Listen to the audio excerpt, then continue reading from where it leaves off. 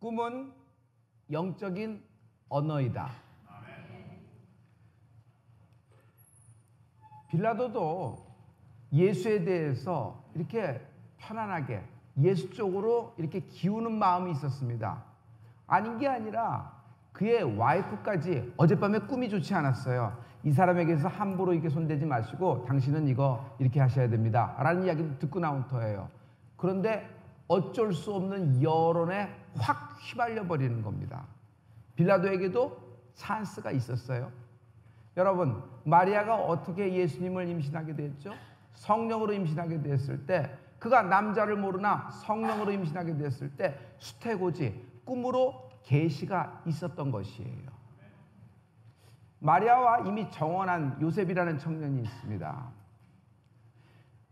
아니, 자기는 정혼한 여인이지만 한 번도 가까이 해본 잠자리를 한 적이 없는데 정혼한 약혼자가 배가 불러온다는 얘기를 들었어요. 근데 요셉은 참 사람이 괜찮은 사람 같아요. 이 일을 가만히 묻어두고 없던 일로 하는 거예요. 왜냐하면 이걸 드러내면 자기의 약혼자가 돌에 맞아 죽을 것 뻔한 것이에요. 그래서 없던 일로 만들겠다 쓱 하고 사라지려는 순간에 꿈에 하나님이 보낸 사자가 나타납니다. 그래서 성령으로 잉태됐다는 이야기를 듣고 마리아를 자기가 데려오기로 결정을 합니다. 여러분, 결정적인 순간에 혼란의 순간이 있어요.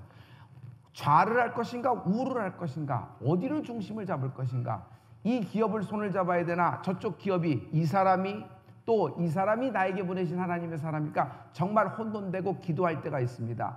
그때 하나님은 꿈으로 역사하기도 하십니다. 고넬료가 꿈을 꿉니다.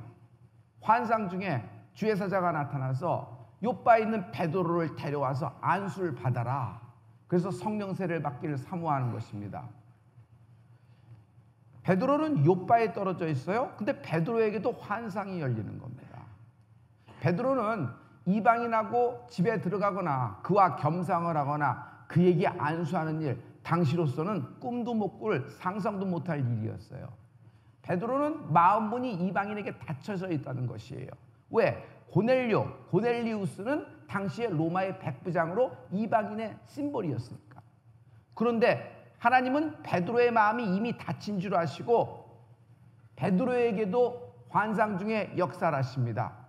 그래서 베드로도 그 환상과 꿈을 신뢰하고 고넬료가 보낸 사람을 따라 고넬료 집에 들어가서 그와 겸상을 합니다. 그리고 그에게 자연스럽게 설교를 하는데 말씀을 하고 있는 중에 하늘에서 성령이 내려오시는지라. 할렐루야. 어떻게 예루살렘 사람도 아니고 이스라엘 12지파에 속한 사람, 다시 예수님의 족보에 들어간 적이 없는 사람들이 어떻게 선민이 하는 사람이 성령을 받을 수 있는가?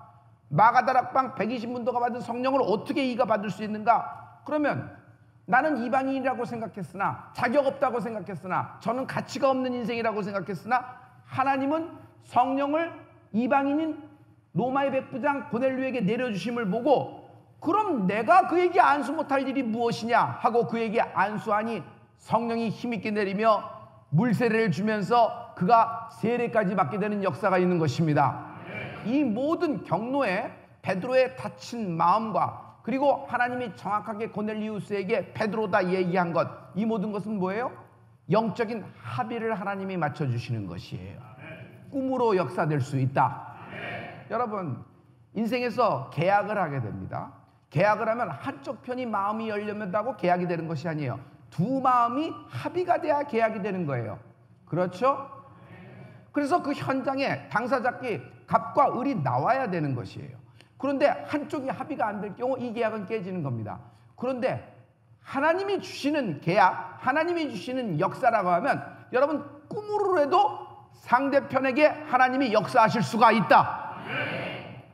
꿈은 하나님의 영적인 언어예요. 왜 꿈으로 말씀하실까요? 여러분, 어떤 인생은 하나님 말씀을 받았을 때 저항이 있는 인생이 있어요. 왜 저항이 있냐면 불순종하는 마음, 이런 마음도 있지만 몰라서 저항을 하는 것이에요. 하나님을 만나본 적도, 하나님의 말씀을 들어본 적도 별로 없어요. 영적으로 예민하지가 않은 겁니다. 그러니까 자기도 모르게 저항을 하는 것이에요. 여러분, 경험이라는 건 굉장히 중요합니다.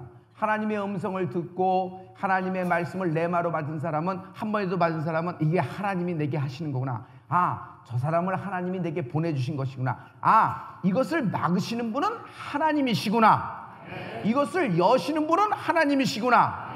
이런 걸 알 수 있어요. 하지만 처음인 사람교, 이런 것이 처음인 가문, 이런 것이 처음인 경험 있는 인생에서는 이게 굉장히 당혹스러워요. 이게 뭐지? 이게 뭐지? 내가 어떻게 홀렸나? 여러 가지 생각이 있어요. 그러니까 자기도 모르게 자기의 경험, 자기가 경험하지 못한 거는 인생은 전부 다 바리케이트, 태클을 걸게 돼 있어요. 이렇게 디펜스를 하게 돼 있으니까, 자기 방어 기제가 나와서. 그러다 보면 나도 모르게 하나님이 보내주신 하나님의 사자, 나도 모르게 하나님의 말씀을 내 인생의 경험이라는 허울 좋은 명분하에 저항을 할 수가 있어요. 그럴 경우 하나님은 꿈으로도 역사하십니다. 여러분, 야곱의 돌베개가 돌기둥 되었다. 어떤 역사가 있었죠?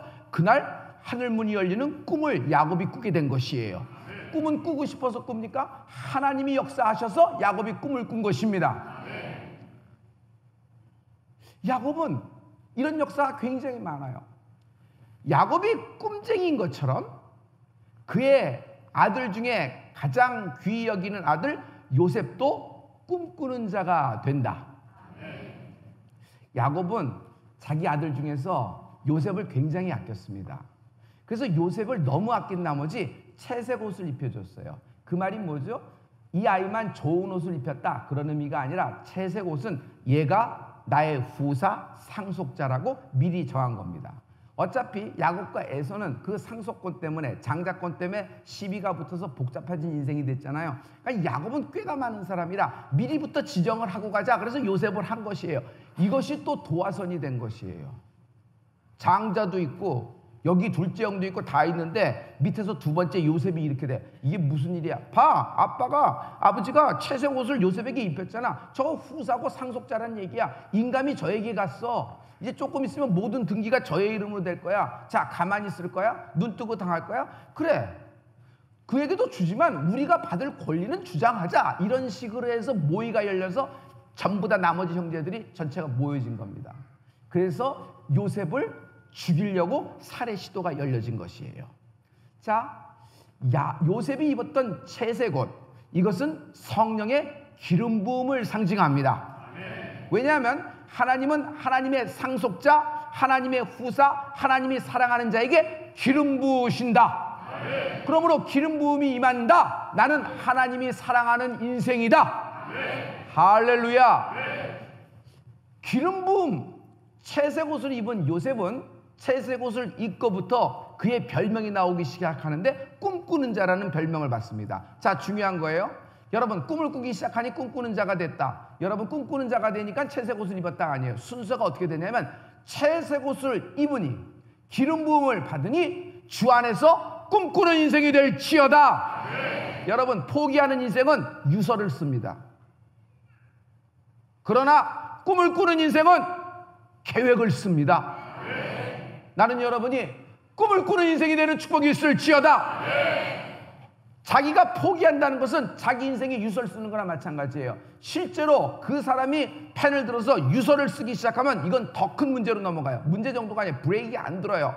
그러나 여러분, 우리 인생이 아무리 어렵더라도 지금 우리의 모든 고난은, 지금 내 상황의 모든 어려움은 앞으로 다가오는 영광과 앞으로 다가오는 축복과 좋게 비교할 수 있다, 없다? 아멘.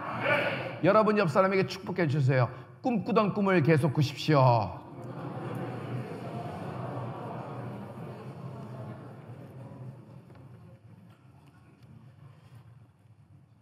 우리는 꿈을 꿨습니다.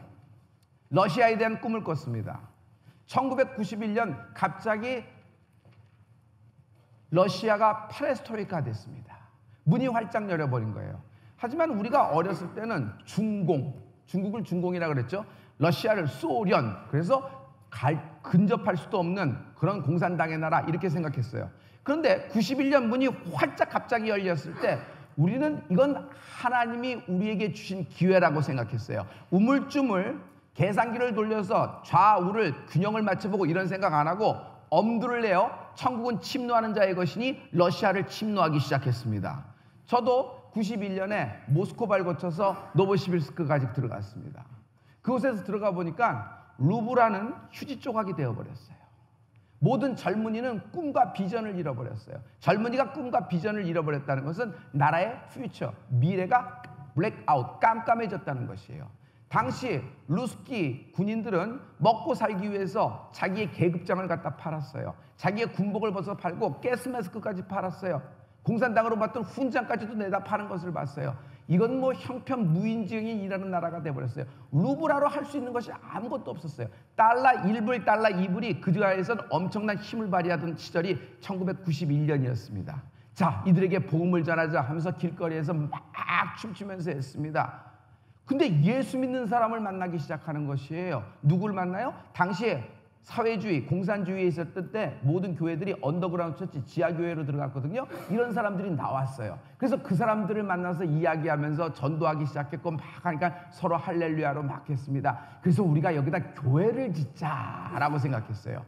그런데 가만히 보니까 지하교회, 공산당 속에서 지하교회에 있었던 사람들이 살아남을 수 있는 이유는 자기들의 믿음을 갖고 있었는데 그들의 소원이 뭐였냐면 자기 일평생 동안 목사님을 만나봤으면, 목사님을 만나서 말씀을 듣고 목사님을 만나서 안수 한번 받았으면, 내 아이가 태어났는데 세례를 베풀 목사님이 없는 것이에요.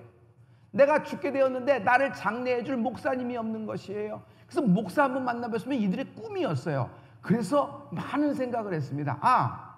러시아에 하나의 교회를 건축하고 이렇게 하는 것보다는, 한국인이 가서 러시아 교회를 하는 것보다는 러시아 민족을 위하여 러시아 목사를 세운다 그러면 그 목사를 통하여 얼마나 많은 일을 할 수 있을까 착안을 하게 된 것이에요.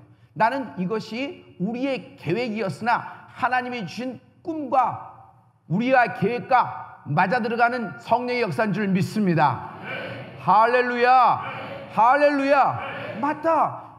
교회는 빌딩이 아니다. 빌딩 하나 잘 세워서 이렇게 하는 것보다 많은 목사님을 세울 수 있도록 사람에게 투자하자 생각했어요. 그래서 성바울 신학교를 만들어냈습니다. 그러나 여러분, 갑자기 자본주의 사회가 됐고 갑자기 민주주의가 되면서 모든 사람들에게 세계의 문을 연 나라가, 여러분 평생토록 공산당으로 산 나라가 갑자기 기독교로 바뀔 리가 없어요.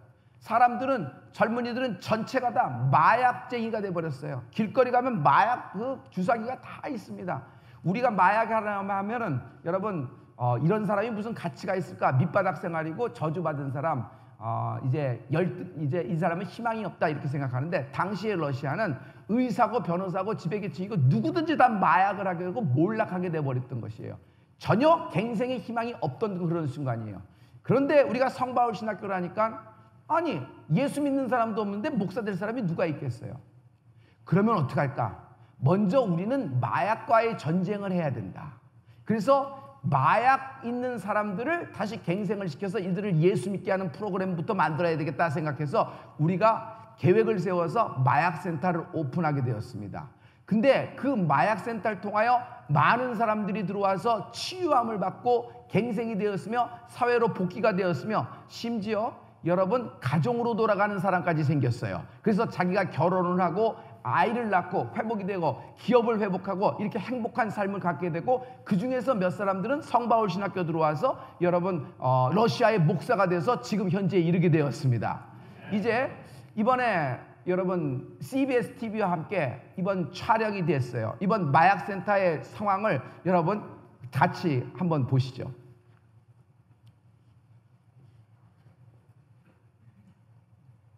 이게 마약센터 내부입니다. 여기 오시면은 여기 병아리 보이죠? 이들이 이렇게 병아리를 키워요. 그래서 큰 닭을 만들어서 방목을 해요. 그러면 이들이 또 이렇게 계란을 이렇게 또 만들어내는 겁니다. 그리고 여기 밭에 이제 감자를 키우고, 이제 감자 나오면 제가 오면 항상 감자를 줘요. 그래서 여기서 키운 거라고 감자를 또 선물하기도 하고, 또 여기서 염소를 키워요. 왜냐하면 이들이 염소를 키우는 건 젖을 짜서 우유를 만듭니다. 그 우유를 가지고 치즈를 만들어요. 그래서 러시아인들이 치즈를 잘 먹잖아요. 그래서 치즈 만들어서 이렇게 하면서 이들이 이런 생활을 하고 있죠. 이 안으로 오시면은 이들의 이제 생활을 볼 수 있어요. 전체 같은 그 단체 생활을 하는데요. 여기 보면은 이제 식당이 이렇게 돼 있어요. 보면서 여기 식당에서 같이 이렇게 식사를 하게 돼 있습니다. 이들이 이렇게 같이 식사를 하고 있고요. 그리고 식사도 자기들이 직접 만들어요. 그리고 이쪽으로 와 보면은 이제 여기 이제 거실이 준비돼 있어요. 그래서 여기서 같이 예배를 드리고 같이 나눔도 하고 이렇게 돼 있어요. 그리고 이쪽으로 들어오면 이들의 공동생활이기 때문에 이게 침실입니다. 그래서 우리 신학교처럼 같은 형태로 이렇게 돼서 이들이 침실하면서 같이 생활하니까 같이 기도하고 같이 예배하고 같이 공동생활하고 같이 농사를 짓기 때문에 아무래도 어떤 뭐 출퇴근하면서 프로그램을 해서는 이들이 갱생이 되기가 어려워요. 다시 예전으로 돌아가니까 같이 1년 동안 생활하면서 막 이렇게 변화되는 것입니다. 그리고 실은 한번 여길 거쳐간 사람이 다시 여기 들어오기도 합니다. 다시 마약에 손댔다 그런 경우도 있지만 좋은 케이스가 우리가 선례들이 많이 나왔어요. 특히 무슨 여기 발로자 같은 경우는 우리 이 마약센터 출신입니다. 그렇지만 사회로 복귀해서 아내를 만나 결혼을 했어요. 그리고 또 이렇게 도희씨까지 이렇게 딸까지도 이렇게 내서 행복한 신앙생활을 하고 있고 또 나중에는 신학교까지 들어와서 우리 신학교 과정도 많이 마쳤어요. 그리고 여기 그 사람 중에 이 마약센터를 거치고 나가서 사회로 나가서 다시 그 사업을 한다든지 또 기독교적인 지도자가 돼서 러시아 그 각계 가칭에서 활동을 하고 있는 사람들이 굉장히 많습니다.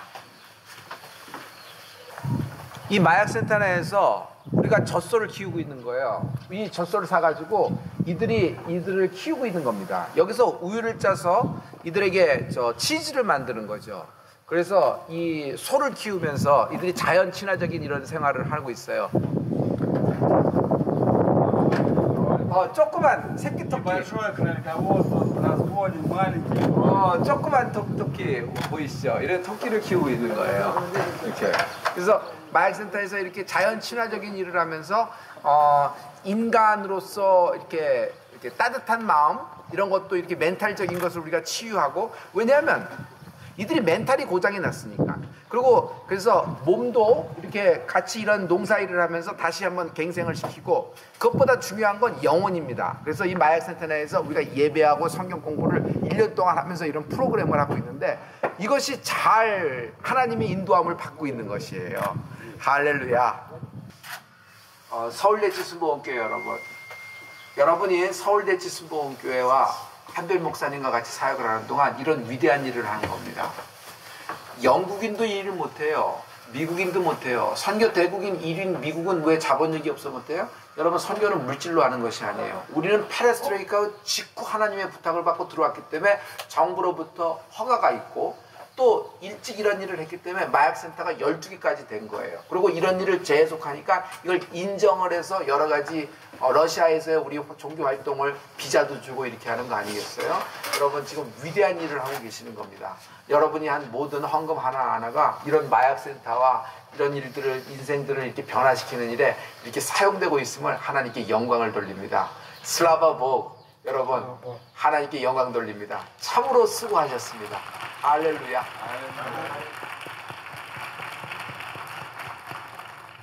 선교에 대한 꿈이 있었습니다. 그리고 우리는 미약하지만 계획을 갖고 있었어요. 그러나 미약한 마약센터라는 계획, 좀 허점 추성인 마약센터라는 계획에 하나님의 힘이 함께 하시니 이것이 형통하게 된 것입니다. 이것은 지금 시골 농가주택을 우리가 구입하고 땅을 구입했습니다. 그래서 감자밭과 토끼와 닭과 젖소를 키우고 이렇게 해요. 놀라운 사실이 있어요. 양을 2마리를 사줬는데 여기서 방목을 많이 하거든요. 양은 잃어버렸어요. 어디로 갔는지 몰라요. 그래서 그 다음에 젖소 중짜리 한 중간 사이즈짜리 젖소 1마리를 사줬는데 이거는 얘네들이 새끼를 까서 5마리가 됐어요. 그래서 지금 5마리를 키우고 있는 겁니다. 우리가 가면 항상 치즈 갖고 오는데 이 치즈가 마약센터에서 오는 것이고 감자가 그쪽에서 오는 거예요. 제가 여기서 갱생이 몇 퍼센트가 됐는지 한번 확률을 조사해 봤더니 3년 동안에 최근 3년 동안에 이 마약센터를 다녀간 사람이 100명이 넘어요. 이 마약센터는 18년 이상 된 마약센터예요. 그동안에 얼마나 많은 하나님의 사람으로 거듭난 인생이 많았을까요? 여러분, 저 사람은 형편무인징역이다, 저 사람은 희망 없다, 저 사람은 저렇게 살다 가야 된다, 포기하는 사람들이 있습니다. 심지어 이렇게 중독 증세가 보면 가족까지도 포기하는 것이 굉장히 안타깝죠. 그러나 이 사람들이 변화될 수 있을까요? 이 사람들이 새 인생을 찾을 수가 있을까요? 있다. 복음으로 가능하다. 복음으로 가능하다. 자신들이 다시 나와서 아내를 만나고 결혼을 해서 딸을 낳고 다시 가정으로 돌아가 기업을 하고 이 사람들이 그냥 기업을 해서 너무 감사해서 자기들이 감사함을 표현하는데, 여러분, 너무너무 하나님께 영광 돌립니다. 여러분, 이런 위대한 일에 쓰임받는 여러분이 된 것을 하나님께 감사하는 여러분 되길 예수 그리스도 이름으로 축원합니다. 러시아에는 가장 강력한 기관 중에 하나가 KGB라는 데예요. KGB는 볼셰비키 혁명이 러시아에서 1917년 일어났거든요. 차르가 없어지고, 차르라 그러면 러시아의 황제죠. 차르를 끌어내려버리고 혁명이 확 일으켜졌습니다. 그러면 혁명을 하고 완성이 되려면은 차르의 피부치들을 다 죽여야 돼요. 그걸 뭐라고요? 숙청이라 그래요. 그리고 반공산주의자, 특별히 여러분 부르주아 그룹들, 이런 그룹들은 숙청이 이루어져야 돼요. 그래야지 그들의 혁명이 완성이 되니까. KGB는 자기들 수용시설이 러시아 전역에 굉장히 많았습니다. 그런데 이번에 제가 들어가서 러시아 성회를 한 톰스크 지역에도 KGB의 수용시설이 있었어요. KGB 수용시설을 우연찮게 가게 됐는데, 혹시 거기서 기독교인도 박해가 일어나지 않았을까라는 신라 같은 희망으로 갔던 것이에요. 근데 맞았어요. 모든 러시아의 귀족, 왕족, 황족들뿐만 아니라 그렇게 숙청 대상자들만 수용된 것이 아니라 기독교인도 거기에 수용돼서 많은 사람들이 순교의 피를 흘렸던 것이에요. 러시아 전역에 많은 수용시설이 있었으나 다 없어지고 톰스크 지역에 딱 하나만 남았는데, 그날 갔었을 때 문을 열어서 대한민국 최초로 텔레비전이 촬영할 수 있는 하나님의 영광을 보게 되었습니다. 우리 수용시설에서 어떤 일이 있었는지, 그리고 어떤 크리스찬들이 어떤 박해 있었는지 보면은 러시아의 선교 역사, 러시아의 기독교가 어떻게 시작됐는지 여러분은 아실 수 있을 겁니다. 이 톰스크입니다. 이 톰스크에서 가장 의미 있는 장소가 이곳입니다. 이곳은 KGB 박물관인데, 실은 KGB 아시죠? 비밀경찰, 구소련의 그 패미 KGB의 강제 수용소가 있던 자리입니다. 그 분위기가 좀 으시시한데, 여기 첫 번째 방을 들어오면은 여기는 신문이 있었던 곳입니다. 이 KGB들이 여기서 사람을 잡아다가 이제 신문을 하는 것입니다. 그래서 당신의 그 신앙이, 또 당신의 믿음 상태를 다하고, 또 같이 예배드린 자가 누구냐, 이런 식으로 다 신문을 이뤘던 것이에요. 그리고 신문이 끝나면은 이제 옆방에 보면은 이제 이들이 이제 이곳에 갇혔던 사람들의 그 사진을 전시해 놨습니다. 실은 여기 조그맣게 여기에 전시실로 이렇게 되어 있는 건데, 이걸 문이라 그럽니다. 이게 문으로 되는데 이렇게 만들어 놓은 것이고요. 오늘 주목해야 될 것이 바로 이겁니다.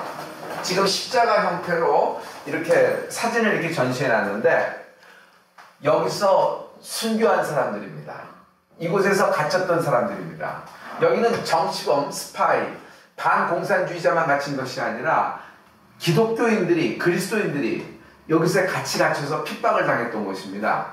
전체 23,000명이 이 감옥을 전체가 들어왔었는데, 경험을 했는데, 이 중에서 거의 절반에 가까운 10,000명 이상이 이 감옥에서 순교를 했습니다. 이 한 사람 한 사람을 이렇게 십자가 형태로 이렇게 남아지고 있는, 이렇게 보존하고 있습니다. 이곳에서 수용됐던 사람들의 생활을 알 수 있어요.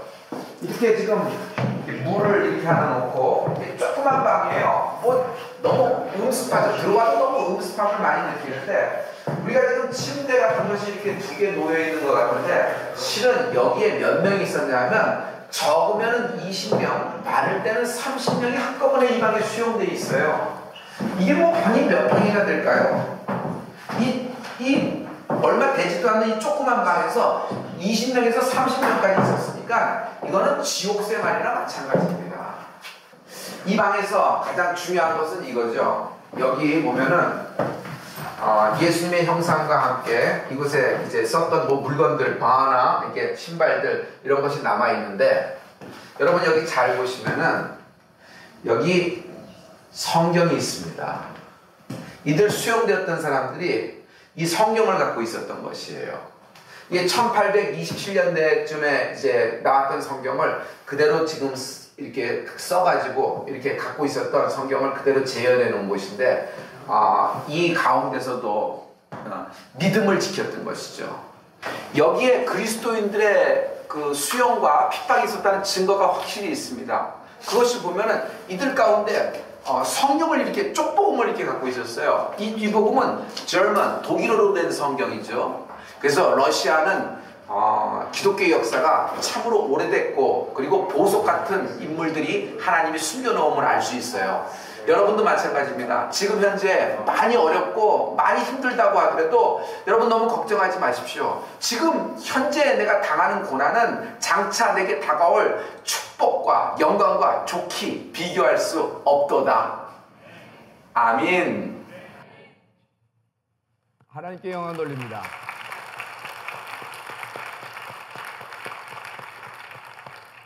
이 필름을 CBS TV를 텔레비전을 통해서 보고 있는 모든 시청자분들도 여러분 지금 현재 당하는 상황에 여러분 모든 어려움과 고난은 장차 다가올 축복과 영광과 좋기 비교할 수 없도다. 꿈을 버리지 마십시오. 포기하는 것은 유서를 쓰는 거나 마찬가지입니다. 꿈을 갖고 있는 사람은 계획을 쓰는 겁니다. 계획이 있고 꿈 있는 사람이 자기의 목숨을 스스로 끝내려 하는 사람은 없습니다.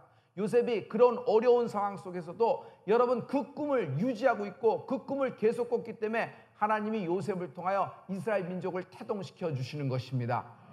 할렐루야, 할렐루야. 오늘 성경의 본문 말씀을 보면은 두 사람이 비슷한 꿈을 꿉니다. 거의 같은 꿈을 꿉니다.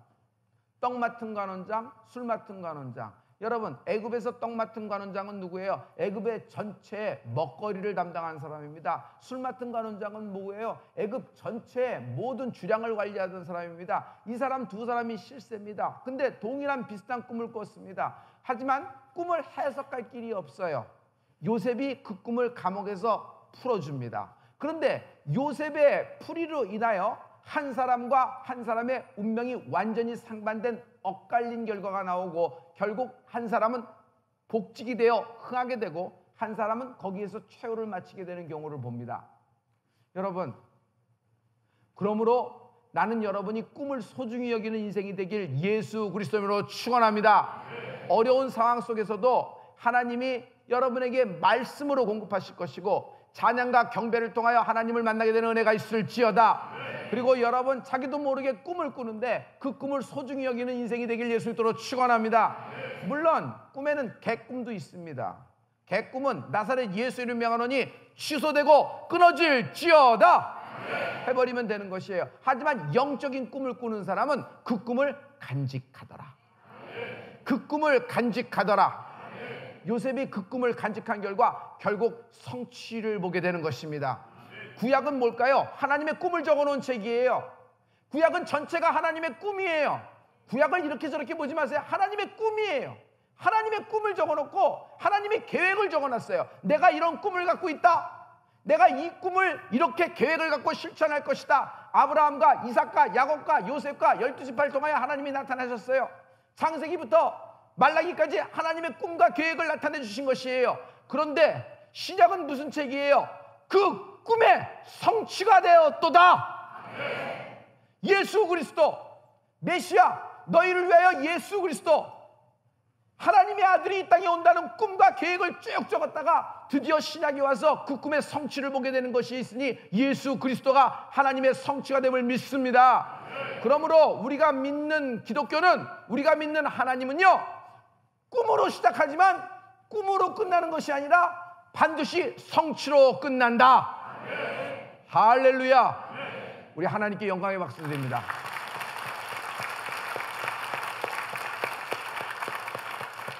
여러분 지금 너무 꿈을 꾸다가 지치고 힘들 수 있어요. 너무 상황이 어려워서 그렇죠. 그렇지만 그렇다고 여러분 시험 든 사람이 아닙니다. 이유가 뭘까요? 그럼에도 불구하고 지금 여러분 이 설교를 듣고 있잖아요. 그럼에도 불구하고 지금 하나님을 찬양하고 있잖아요. 그렇지만 마음속 한가운데서 왜 나의 꿈은 안 이루어질까 하는 거예요. 약간의 실망은 있죠. 하지만 그것이 시험과 연결될 정도로 여러분의 믿음이 흔들흔들, 여러분의 믿음이 들썩들썩 그런 믿음이 아니에요. 중심이 잡혀 있는 거예요. 그러나 여러분, 하나님이 여러분에게 오늘 축복과 확신의 말씀을 주십니다. 너희가 꾸는 꿈은 성경에 나타난 대로 여러분 실상이 될 수 있다. 할렐루야, 할렐루야. 하나님의 꿈이 뭐예요? 하나님의 꿈은 하나님의 성령이, 하나님의 영이 우리하고 함께하는 겁니다. 우리 안에 들어와 동거하기를 원하시는 것이에요. 그래서 주가 내 안에, 내가 주 안에 거하는 임마누엘의 축복이 있길 예수 이름으로 축원합니다. 러시아는 이렇게 오랫동안의 기독교 역사와 박해가 굉장히 많았어요. 러시아의 박해가 가장 극에 달했던 것은 1920년대를 거쳐서 30년대입니다. 30년대는 극을 달았던 것이에요. 그러다 갑자기 몰락이 되면서 페레스트로이카 확 돼버렸죠. 그리고 지하교회에 있던 사람들이 올라오기 시작해서 우리와 만났습니다. 제가 처음에 들어갔을 때 지하교회에 있는 분들을 만났거든요. 너무 힘이 없어요. 메가리가 하나도 없어요. 그런데 그들 보고 믿음 없다 얘기하면 안 돼요. 그 와중에서도 그는 서바이브, 살아남기 위해서 최선을 다한 결과 이렇게 끝을 봤잖아요. 근데 너무 힘이 없는 거예요. 그래서 이들이 힘이 없구나 해서 목사를 만드는 프로그램을 하고 신학교를 해야 됐다는 착안을 했지만 이들을 모아놓고 예배를 드리는 순간 난 깜짝 놀랐어요. 비실비실 마른 쇠꼬챙이 마냥 하고 뼈만 앙상하고 다 나이 들었잖아요. 이렇게 말도 조용조용하고 뭐 이렇게 메가리가 하나도 없어요. 저 사람이 무슨 어떤 기도를 할까? 저 사람이 반평생을 예수 믿는 것 때문에 로마에서는 까딱곰배, 러시아에서는 언더그라운드 처치로 들어간 사람이에요. 그러니까 이 사람들이 영성이 있을까? 이 사람들이 믿음이 있을까? 그냥 기본적으로 예배 의식만 하겠지 이렇게 생각했던 거예요. 그러나 여러분 예배에 진짜 들어가 보니까, 기도에 들어가 보니까 저와 같이 간 선교단들은 잘할 거예요. 뚜껑을 열어보니까 그들에게서 여태까지 내려왔던 저력, 그 성령 하나님이 그냥 안에서부터 폭발이 되기 시작하는데 여러분 입을 열어 기도하는데 루스키들은 그냥 하나님께 외치는 거예요. 하나님 우리에게 교회를 만들어주세요. 하나님 우리에게 목사님을 보내주세요 하면서 우리에게 재부음을 주세요 하고 막 기도를 하는 것이에요. 여러분 이번 성회에서 제가 그 모습을 잘 담아왔습니다. 이번 성회에서 말씀을 전하는데 중간중간 이들이 박수를 칩니다. 우리 아멘도 하지만 박수를 쳐요. 그리고 중간중간 일어나서 너무 기뻐서 막 손을 들고 할렐루야를 외쳐요. 그리고 너무 좋으면 그들이 전체가 다, 여러분 알죠? 공산당 박수.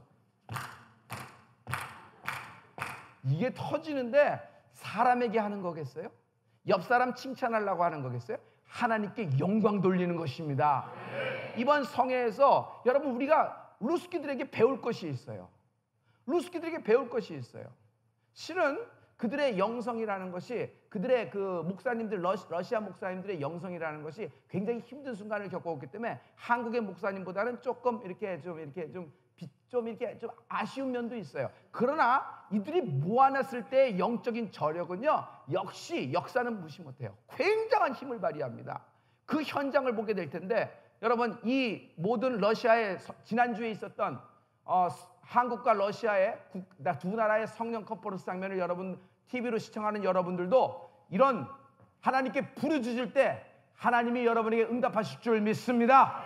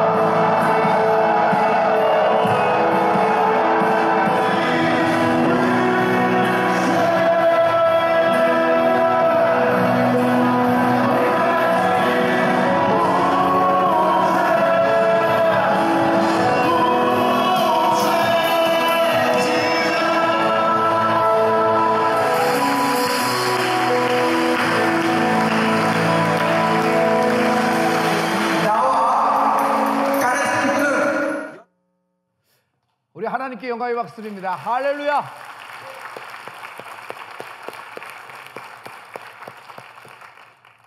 한 교회에서 모인 것이 아니에요. 러시아 시베리아 전체 40개 이상의 교회들이 몰려들었어요. 많은 몇백 킬로씩 떨어진 데서 차를 몰고 오고 성바울 신학교 출신의 목사님들이 자기 가족과 자기 교인들을 실어갖고 다 모여서 시베리아 또 한 데서 또 촌으로 들어가는 톰스크라는 지역에 모였는데 과연 이게 될까 하는데 몰려들었던 것이에요. 그리고 우리가 함께 기도하는데 그냥 하나님께 울부짖으면서 주여를 가스퍼 외치는데 하나님이 우리에게 응답하시는 걸 많이 느끼고 오는 것입니다. 할렐루야. 여러분 꿈이 있으십니까? 여러분 꿈이 있으십니까? 여러분 돈이 없어 망한다고 생각해요. 돈이 없어 지금 내가 요 모양 요 꼴이 됐다고 생각해요. 가난하기 때문에 내가 이런 수치를 당한다고 생각해요. 그럼 돈 있는데 깨어지는 경우는 왜예요? 돈 있는데 공동명의로 되는데 서로 찢자, 반반씩 나누자, 어떻게 소송 걸자, 왜 이렇게 돼요? 다 있는데 생기는 문제 아니에요. 돈이 있는데 아들과 딸 얼굴도 못 보는 인생도 있어요. 왜 그렇게 돼요? 여러분, 물질이라는 드릴라예요. 드릴라의 무릎은 물질이라는 드릴라예요. 여러분, 성공합니다. 성공이라는 드릴라의 무릎이에요. 명예, 타이틀, 남자가 나중에는 명예 타이틀을 굉장히 중요하게 여깁니다. 그러나 그 명예가 타이틀이 여러분 드릴라라는 무릎이 될 수 있어요. 드릴라 무릎 한 번 베고 자문으로 자기의 꿈을 모두 다 날려버릴 수가 있는 것이에요. 여러분, 세상에 어떤 것으로 행복할 수가 없습니다. 사람은, 인생은, 영을 가진 존재는 예수만이 행복을 찾아준다. 예수만이 나의 행복이 될 수 있다. 여러분, 돈을 잃어버린 것이 아니에요. 여러분, 가정을 잃어버린 것이 아니에요. 여러분, 패밀리 잃어버리고 기업을 잃어버린 것이 아니에요. 예수를 잃어버린 거예요. 성령님을 잃어버린 것이에요. 그러므로 오늘 성령의 기름 부음이 30배, 60배, 100배 차고 넘칠지어다. 이 성령의 기름 부음이 오늘 예배 가운데, 하나님 말씀 가운데 임하라, 임하라, 임하라.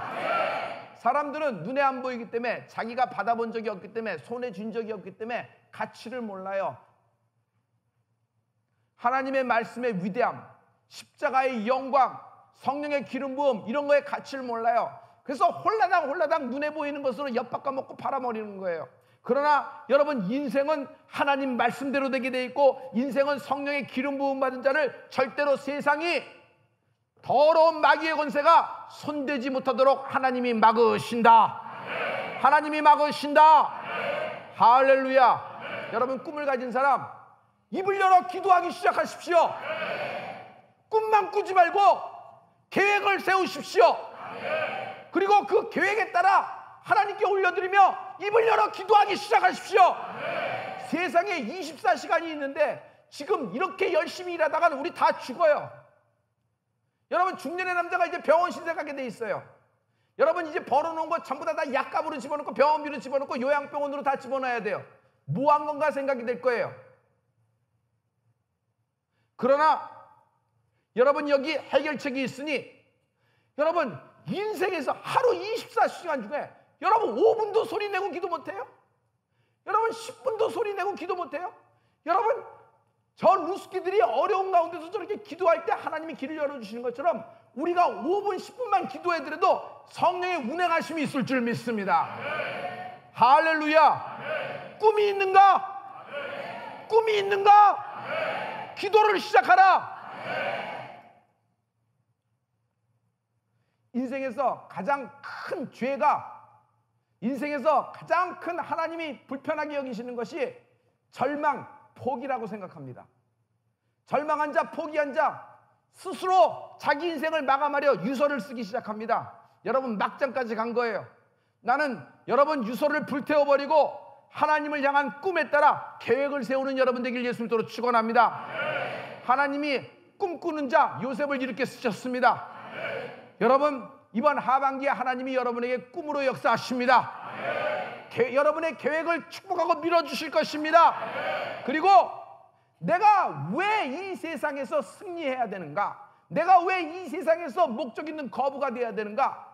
한 나라와 한 도시, 한 민족을 감당하는 목적을 가진 기업, 목적을 가진 가문, 목적을 가진 여자 대표, 목적을 가진 거부가 나올지어다. 이 많은 축복이 있을지어다. 러시아에 비하면 우리는 땅덩어리가 어떻게 됩니까? 정말 코딱지만한 껌딱지만한 나라, 그것도 맨 끝에 붙어있는 나라 아니에요. 그런데 누가 알았으리요? 세계 선교 역사로, 기독교 역사로 보면 우리는 150년 이제 간 넘었잖아요.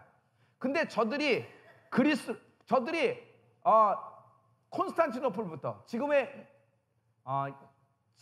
이스탄불, 터키 이스탄불, 로마로부터 기독교를 받아들인 지가 1030년이 지났어요. 988년에 러시아의 블라디미르 대공이 여러분 그 기독교를 받아들였던 것이에요.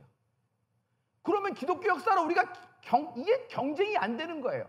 그런데 이 작은 나라, 정말 별 볼 일 없는 나라, 러시아 하면 덜덜덜 떨던 나라가 우리가 이제 선교 대국이 되어 그들에게 복음을 전할 수 있는 위치로 하나님이 우리를 풀어주셨던 것입니다. 나중된 자가 먼저 된다. 마중된 자가 너희 씨와 태에서 난 모든 자손들이 머리가 될지언정 꼬리가 되지 않는 은혜가 있을지어다. 지금 여러분 자녀가 꼬리라고 생각하는 자녀 있을 거예요. 그러나 그 자녀를 꼬리로 보면 안 됩니다. 하나님의 시각으로 봐야 돼요. 여러분의 기업을 꼬리로 봐야 되면 안 됩니다. 여러분의 인생을 꼬리로 보면 안 됩니다. 반드시 머리가 될 것입니다. 나중이 아니라 먼저 될 수 있다. 러시아는 나라 전체가 멘탈이 고장이 나버렸다. 마약으로 인해서.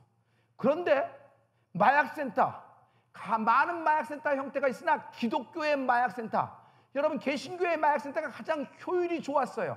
그래서 이것을 많이 인정했어요, 러시아에서. 그러니까 여러분 고장난 멘탈의 암도 치료할 수 있는 방법은 딱 하나밖에 없습니다. 여러분 하나님 말씀, 예배 가운데 미치는 은혜가 있을지어다.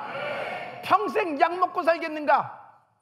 평생 병원 다니면서 상담받으며 살겠는가? 일주일에 3번씩 오도 가도 못하고 어딜 가도 약을 들고 다니고, 조금 기분이 이상하면 약을 2봉다리 먹고, 조금 더 이상하면 3봉다리 먹고, 미리 약을 먹고, 평생 이렇게 약을 먹고 살겠는가?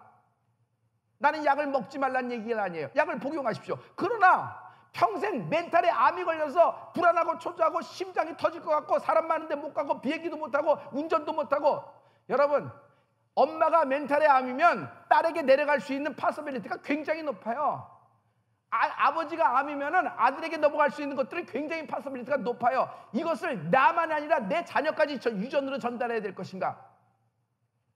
나는 여러분이 예수 그리스도 안에서 거룩한 분노를 갖길 예수님으로 축원합니다. 이렇게 살라고 하나님이 우리를 창조하신 것이 아니에요. 저기 루스키들이 변화됐잖아요. 이 작은 나라 우리를 통하여 변화됐잖아요. 하나님이 여러분을 변화시키실 것입니다. 과거를 끊어버려라. 나사렛 예수를 명하노니 과거를 끊어버려라.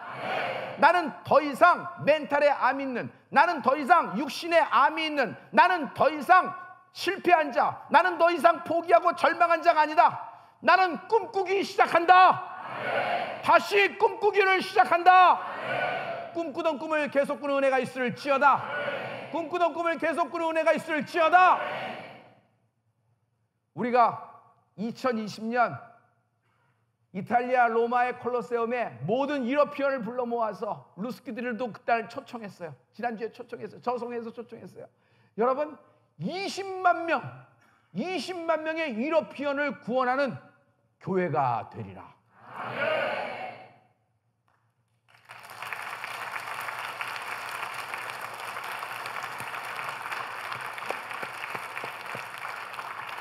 자, 여러분 이제 예수님의 이름으로 여러분을 축복합니다. 한별 목사하고 아이 컨택을 해주시기 부탁해요. 모든 하나님의 사람들, 하나님의 성령의 기름 부음 받은 자여, 과거를 끊어버리고 과거의 모든 파일을 클로즈하고 이제 하나님 말씀으로 일어나라! 일어나라!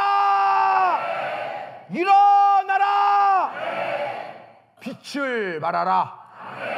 모든 잠자는 영혼, 죽은 영혼, 하나님 앞에서 저항하던 영혼, 하나님 앞에서 교만한 영혼, 하나님 앞에서 계산기 돌리던 영혼, 하나님 앞에서 실망한 영혼, 하나님 앞에서 포기한 영혼, 내가 나사렛 예수를 명한다. 지나간 때가 이제 족하니라. 모든 광어를 끊어버리고 모든 영혼아 일어나라. 일어나라. 다 같이 두 손을 하나님께 높이 드립니다.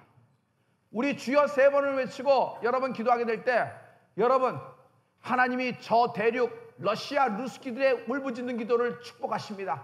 우리 같이 기도할 때 여러분의 모든 영혼들이 깨어나 이 빛을 발하게 될 줄 믿습니다.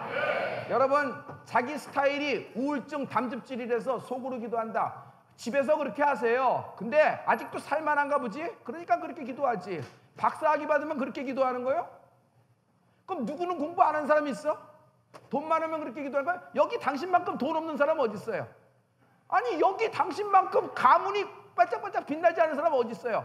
그러나 우리는 하나님 앞에서 이 모든 것이 nothing, nobody, 아무것도 아닙니다. 우리는 벌거벗은 채 하나님께 나갈 때 하나님이 굴부짖는 우리를 축복하실 줄 믿습니다. 여러분, 올리브 성도 여러분, 하나님이 여러분을 새 힘을 주어 독수리 날개처럼 날게 할 줄 믿습니다. 우리 다 같이 주여를 세 번 외치고 입을 열어 기도하세요. 교만을 꺾으라. 나사렛 예수입니다. 교만을 꺾으라. 다 같이 주여를 세 번 외치고 한 목소리로 하나님께 자신의 꿈과 계획, 나의 계획을 하나님께 아뢰입니다. 주여.